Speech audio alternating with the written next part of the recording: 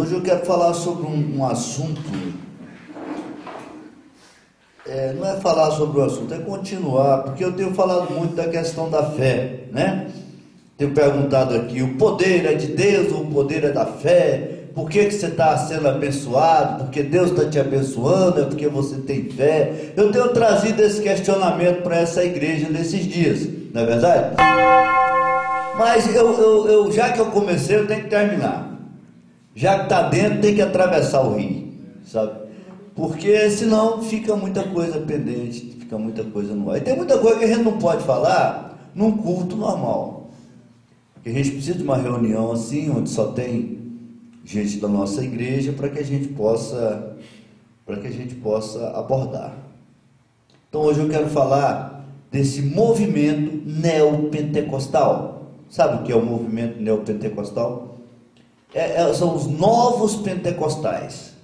O movimento pentecostal começou no início do século passado, através de umas manifestações do Espírito Santo, numa cidade lá dos Estados Unidos. E eu não vou entrar nesses detalhes históricos, depois vocês veem, quem tiver curiosidade. E veio vindo, e veio vindo, e veio vindo, e veio vindo, e veio vindo, e veio crescendo, e é uma coisa maravilhosa, o renovo do Espírito Santo, sentir o Espírito Santo, os dons do Espírito Santo, uma coisa que chegou para ficar mesmo, e é uma coisa maravilhosa que faz parte da igreja. Mais de uns 30 anos para cá, e eu me lembro quando surgiu esse negócio. Então não é um negócio tão antigo, apesar de eu ser uma pessoa já meio antiga, porque você não encontra nem cabelo branco na minha cabeça ainda, certo? Meu cabeleireiro é ótimo, ele não permite corte e pinta de uma vez, certo? E então é uma coisa nova, que eu lembro quando começou. E é muito difícil, coisas novas, a gente entender assim, realmente a gente entender o sentido completo dessas coisas, principalmente no universo espiritual, no que concerne as coisas espirituais. E eu gosto muito desse assunto porque eu conheço esse assunto, porque eu vi quando surgiu. Eu era de uma igreja pentecostal, e eu me lembro muito bem quando os neopentecostais começaram a crescer aqui no Brasil. Os novos pentecostais. Neopentecostais significa os novos pentecostais. Aquelas pessoas que tinham a simpatia do pentecostalismo, que saíram de dentro do movimento pentecostal, que era então um movimento rígido, um movimento doutrinado, certo? Com padrões estabelecidos de comportamento. Um pentecostal, ele jamais chegava perto de um irmão e não cumprimentava com a paz do Senhor. A paz do Senhor, meu irmão. E aquilo ali era uma coisa maravilhosa. Parece que a paz saía da pessoa e ia para o outro, sabe? E um pentecostal, ele tinha ali uma conduta, um padrão de conduta realmente muito, muito rígido. E os neopentecostais surgiram criando uma reação a isso, querendo impor, querendo considerar que era possível ter o Espírito Santo sem aquele padrão de comportamento rígido dos pentecostais. É mais ou menos por aí, certo? Só que por trás disso aí vieram outras coisas. Até que tudo bem, eu acho também perfeitamente que o Espírito Santo não está condicionado a determinados padrões de comportamento que as pessoas utilizavam naquela época, certo? Eu concordo plenamente e sou inclusive muito simpático a isso, a essa quebra de padrão que aconteceu naquele tempo. Porém, vieram outras coisas que a gente tem que questionar, que tem que considerar e tem que conhecer para saber onde é que nós estamos pisando, para saber qual que é a real, né? Então eu vou passar algumas informações nessa noite aqui, nessa manhã aqui, para que a gente possa formar uma opinião. Então, um líder norte-americano chamado Kenneth Hagin, aproximadamente dentro desse tempo que eu estou dizendo, 35, 40 anos, iniciou o que ficou conhecido como movimento neopentecostal. Ele iniciou esse negócio desse movimento neopentecostal. Aqui no Brasil, ele chegou com a Igreja Universal, praticamente com a Igreja Universal, certo? Então, você quer conhecer o que é o movimento neopentecostal? É a Igreja Pentecostal, a Igreja Universal. Ela é o movimento neopentecostal. Ela faz parte desse negócio. Ela é um dos grandes expoentes mundiais dessa coisa que começou com esse homem, com esse líder norte-americano. Mas aí veio o Edir Macedo, veio o R.R. Soares. Para quem não sabe, os dois são parentes, certo? São cunhados. E eles começaram a sair de uma igreja chamada Nova Vida, um negócio assim, e começaram então uma nova igreja dentro desse segmento que esse norte-americano tinha iniciado lá, dentro dessa visão que esse homem tinha tido. E a coisa foi crescendo, crescendo, crescendo, e hoje eles são o que são, né? Mas essa doutrina ela é fundamentada num negócio chamado determinismo religioso. Agora nós já estamos entrando dentro do negócio, por trás das aparências. O que a gente vê é o que a gente vê, é o que está na televisão, é o que está nas igrejas, é o que a gente vê. Agora eu quero entrar no que está por trás daquilo que você não vê. O que é o negócio a partir daquilo que você não vê? O que é esse determinismo? Esse determinismo, o que é isso? O determinismo, ele ensina que tudo tem que se submeter à fé. Que a fé é o ponto principal de toda a situação cristã aqui na Terra, por parte da humanidade. Tudo depende da fé. É a fé que salva, é a fé que santifica, é a fé que conquista as vitórias. Se conquista as vitórias é pela fé, sobre os inimigos espirituais, sobre as situações humanas. Tudo depende da fé. A fé é o tema principal, é o ponto central. Fé. Então o determinismo ele está fundamentado, Márcio, na fé. Na fé. Sabe? E olha só, quem apresenta resultados positivos,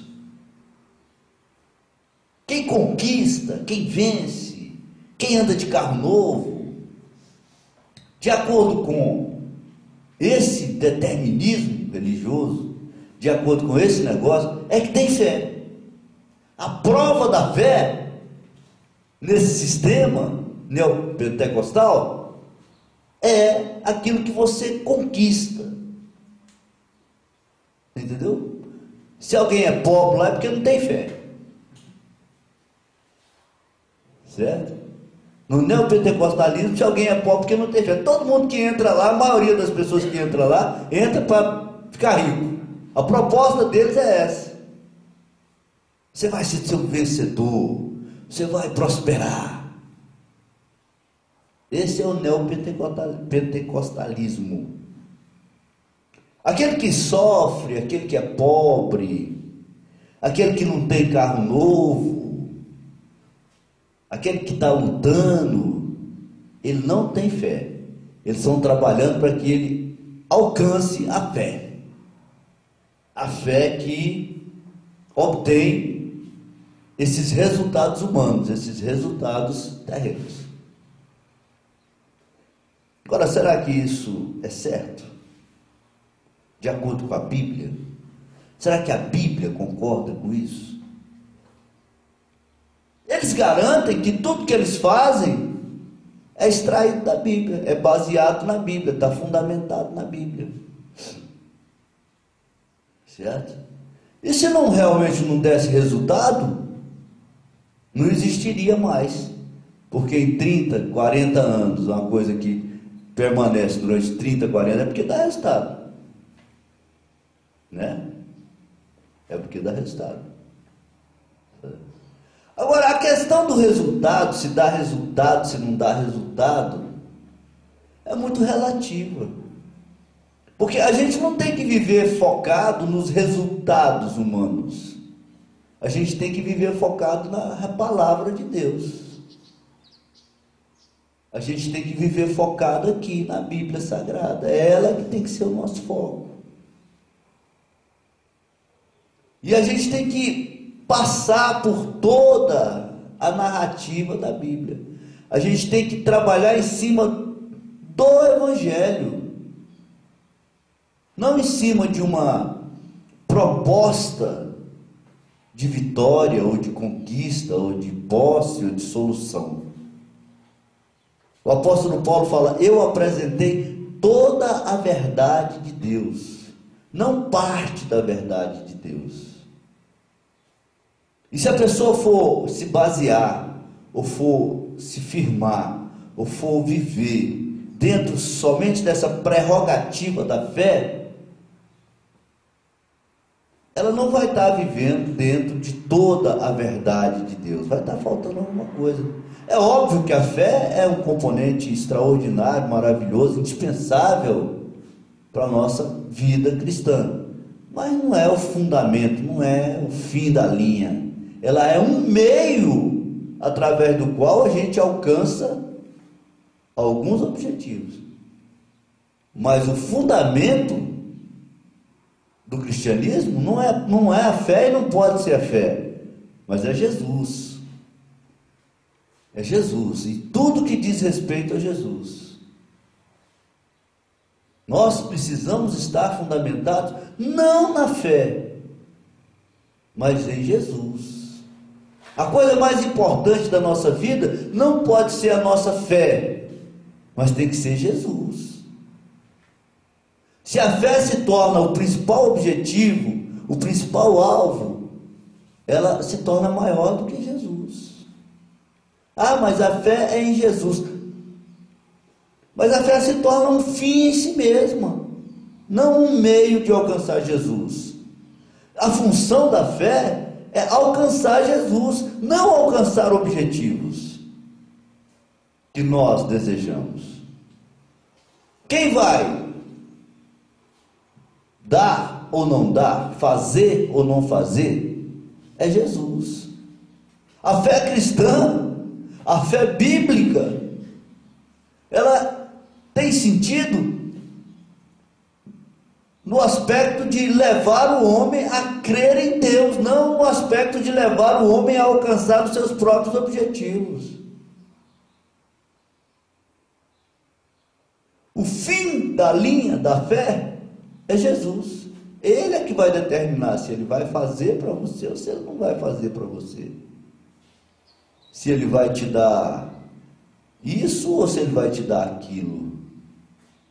E se Jesus determinar o que ele determinou para a vida do apóstolo Paulo, por exemplo?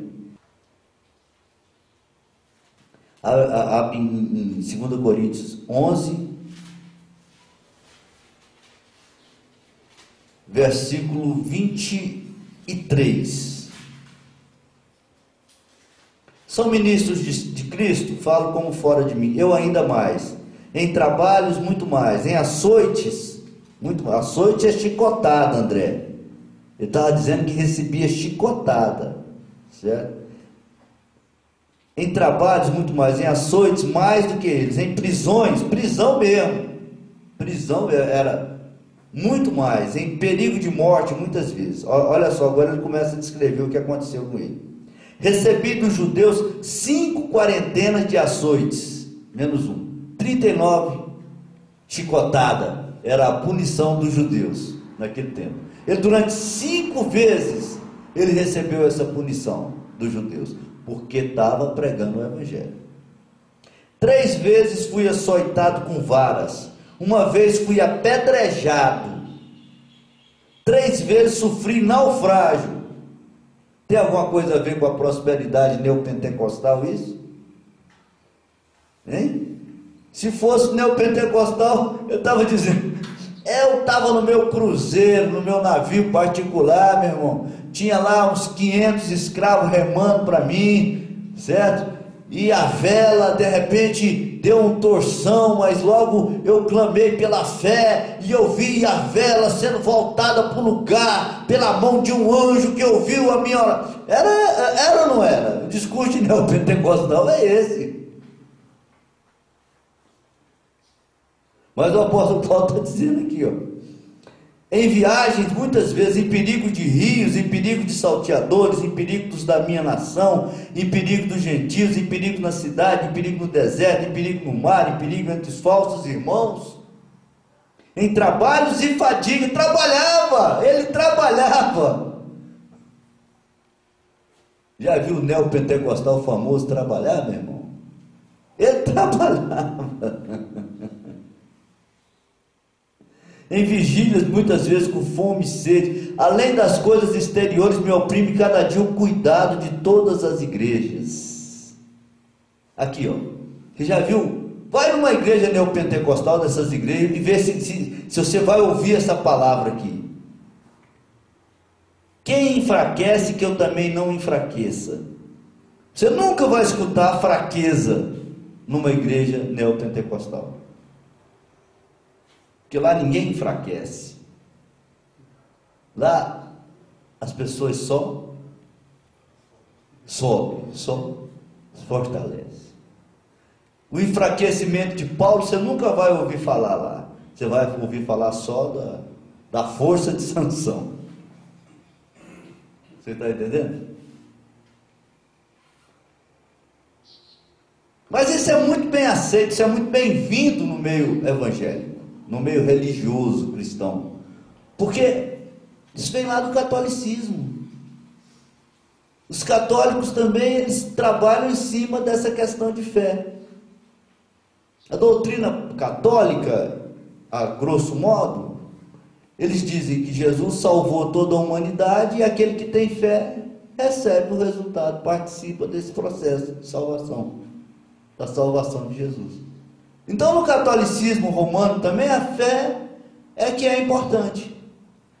As pessoas aceitam e convivem com isso muito bem, porque isso é uma coisa estabelecida na cultura cristã, principalmente de países do terceiro mundo, como o nosso.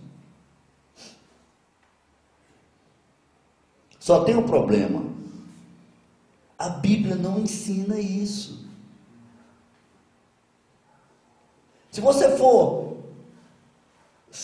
sair, se você se desvencilhar da doutrina teológica convencional, da teologia convencional, e começar a ler e fazer uma releitura da Bíblia, você vai ver que não tem isso, não existe isso.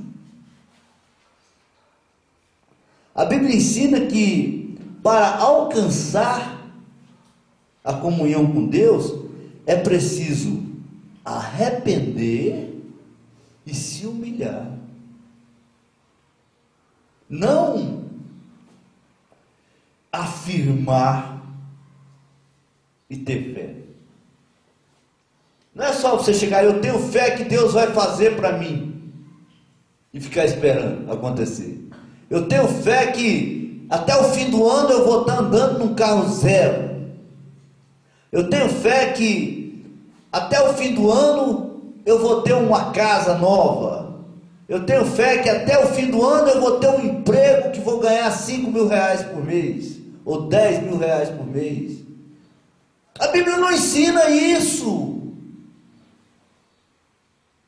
A Bíblia ensina que nós devemos nos arrepender, nos humilhar e pedir. Sim ou não? Abra sua Bíblia em Atos capítulo 2, versículo 37.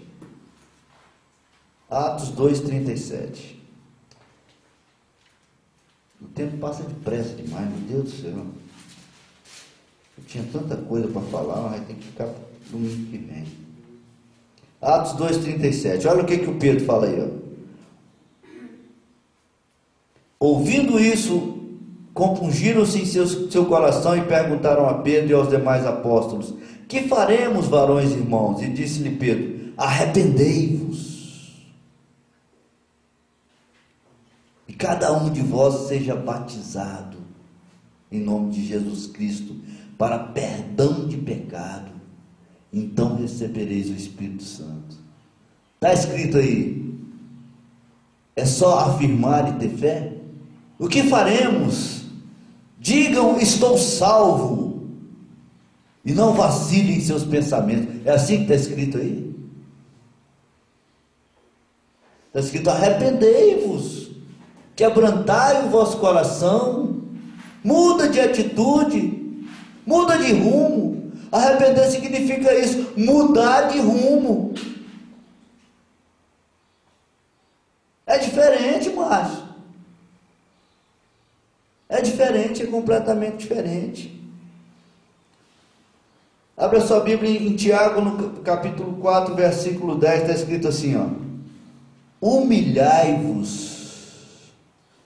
diante da mão de Deus, diante de Deus. Tiago 4, 10 diz aí, ó: humilhai-vos, pois, perante o Senhor, e Ele vos exaltará. Está dizendo assim, ó: requeira a bênção de Deus. Deus é obrigado a cumprir a palavra dele. Determine o seu sucesso, que Deus tem que fazer, porque está escrito na Bíblia. É assim que está escrito? Está escrito: humilhai-vos, para que Deus veja se Ele quer fazer alguma coisa por você.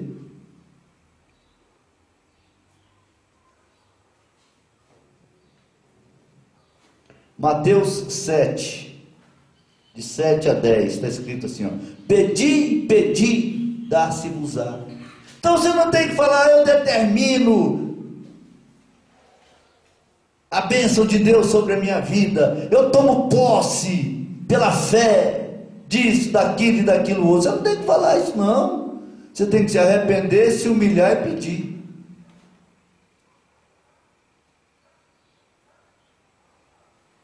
Amém, irmão? Eu vou parar porque já faz muito tempo que eu comecei, e senão vocês não entendem nada. Aí essa semana que vem a gente continua.